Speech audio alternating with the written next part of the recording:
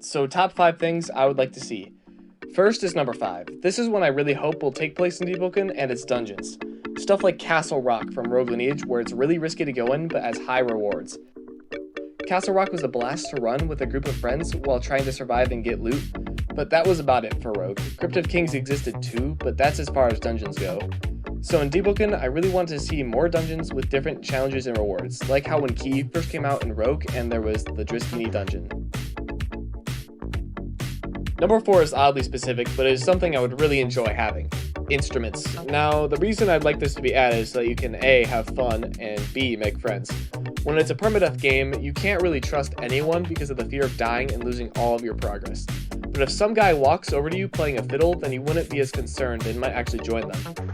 It's pretty funny, to be honest, and gives you a way to announce yourself before running towards someone. I know it's a kind of dumb idea, but that's why it's on number 4. Okay, for number 3, we have cosmetics. From what we have seen and heard, this is a big one, and it's pretty much guaranteed to be included. You'll be able to get rings, earrings, and other miscellaneous items to make your character your own style. It's not much of a game changer, but it allows your character to be more original and stand out better in front of a crowd instead of everyone being identical.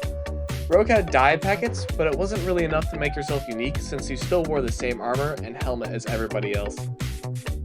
For number 2, we have bosses and boss fights. This is one of my personal favorites, which is why it earned its place in second. Bosses contribute a lot towards gameplay, often giving powerful drops for defeating them. We know they'll exist in Deepwoken, but haven't seen anything other than the crab leak from a while ago. And even then, Rag said it wasn't even a boss. So a healthy amount of unique bosses like sea monsters and powerful rulers fought on ships or land is what I'm looking for here. Finally, we have number 1, which is the story and gameplay. It's cool to find hidden segments which give a slice of the story that give a reason behind the adventure you're on. When you look at a lot of games nowadays, they're pretty much just bandit beaters. Grinding is good in smaller portions, but when you look at games such as Demonfall, where you can only have a chance in PvP once you finish grinding, you see that it scares off a lot of people who might not have the time or patience. Plus, at some point I gotta say, it becomes boring and repetitive. I really want Deepwoken to not be that way, instead having competitive PvP and challenging PvE. Now I've got some honorable mentions. The first one is tournaments, which we're pretty much guaranteed to see once good players rise up. And Rouxls supported this by saying he would offer in-game rewards to those who win.